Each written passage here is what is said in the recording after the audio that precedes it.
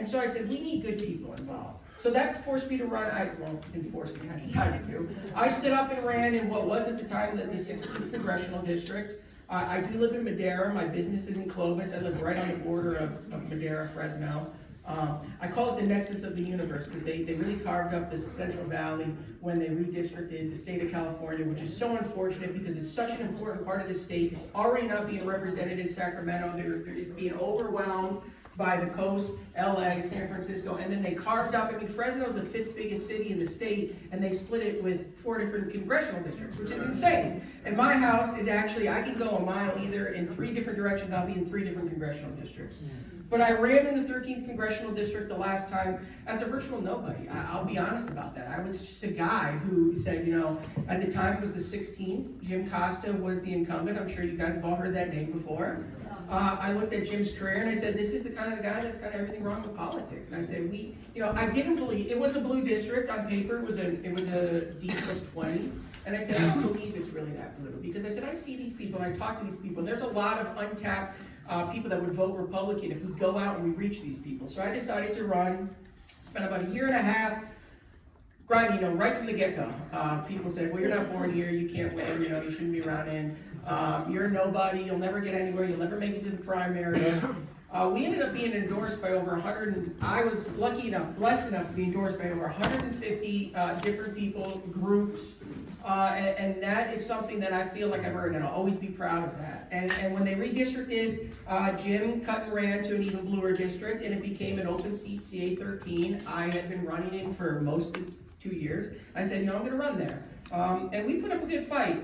We raised a lot of money at the time for somebody who'd never been in politics, about $800,000, which they never thought I could do. It was the most for a Republican in that district in a while, and like I said, we had a lot of support. I still get texts from people that want me to run against who the eventual winner of the district was, which is John Duarte, ended up being my opponent.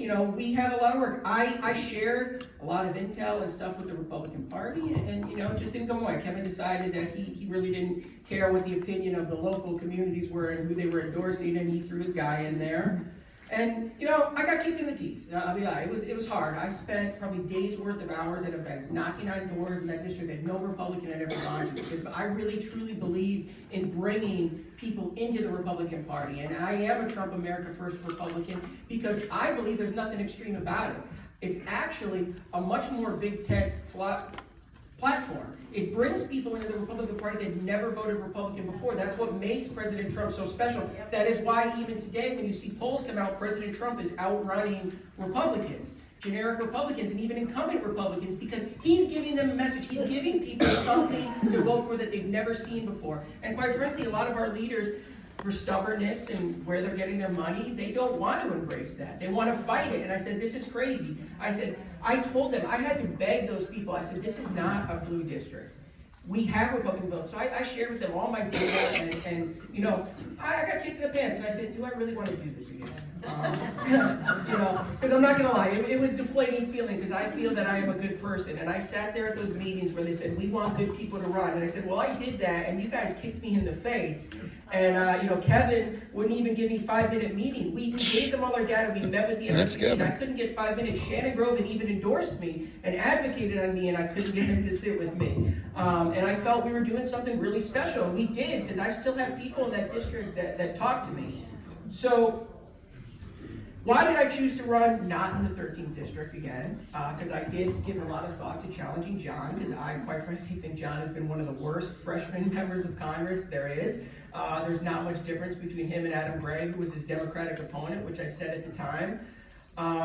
I chose to run on the 20th at the time. I'm the only one here in this race now that stood up and decided to challenge Kevin McCarthy. And I did that because to me, I know there are some Kevin fans in this room, but to me, Kevin represents kind of what I consider everything wrong with politics. He's a good politician. He talks a good game. He promises good things, but at the end of the day, he doesn't deliver on any of that. And a lot of that has to do with the fact that he's taking money he'll say and do anything to get money from somebody, to get power. His whole life was to get that gavel, and it got taken from him, and that's why he ran. Quite frankly, he showed you what he thought about the Central Valley. He didn't even want to finish out his term because all he cared about was having that gavel. And I said, this is politicians on both sides of the aisle. It's not something that's unique to Kevin McCarthy. It's not something that's unique to Democrats, Republicans. We have a lot of people in Washington, this ruling class, that make promises to the American people and don't do anything. And I said, you know what? I got kicked in the pants by Kevin and the establishment the last time, but I want to show them and put them on notice that there are people willing to stand up to the biggest dog in the fight. And Kevin was the biggest dog in the fight. And I said, I want to go against Kevin because I want them to know back in Washington that we've had enough. Because I knocked on thousands of doors myself last time I ran. And the common theme from people was that they're tired, man. They're just so, people have lost faith in the government, they've lost faith in our leaders and our politicians on both sides of the aisle, because they're like, I can't say how many people He's got to get on the ban on war. Republican, nothing's going to change. And you know, when I was taking time to decide what to do, I kept going back to thinking of those doors I knocked on and some of those people, and I said, man, I owe it to these people to show them that there are people out there that want to fight. And so this seat, you know, Kevin, this is a chance for the Central Valley to change course. Kevin McCarthy has dictated California Republican politics now for decades. I mean, and you know, we had our biggest Republican delegation in Congress from California in decades, and they didn't even make water a top priority. And I said, this is our chance. We can't let, this is a deep red seat. I don't know if people know the voter registration here, but this is an R+20 seat. One of the unfortunate things about the Republican Party is that we have a lot of rhinos elected from deep red seats. A lot of people that oppose President Trump from deep red seats. Democrats would never do that. Their most radical members are from their deep blue seats. I'm not going to be radical, but we need to elect somebody who's a true America's first fighter, because I believe President Trump is going to win next year. I think that's why they're so scared.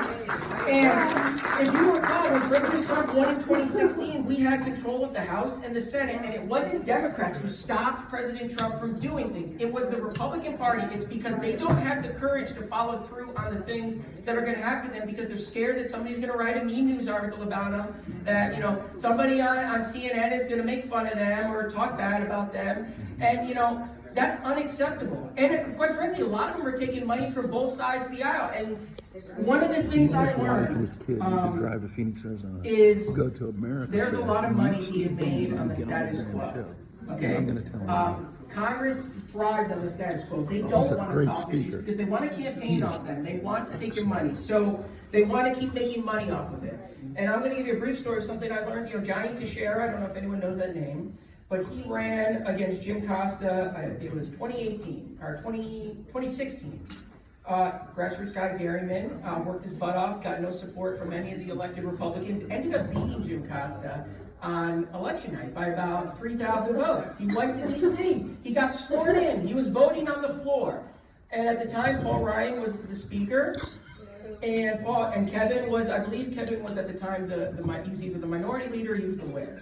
And they went up to Johnny and they said to him, Johnny, you know, we love what you're talking about with water. We love it. But, you know, we don't actually want to solve that issue because we got to campaign off that issue. And Johnny kind of said to them, well, that's not why I came here. And, you know, they found 3,000 votes for Jim Costa, and Johnny got sent home.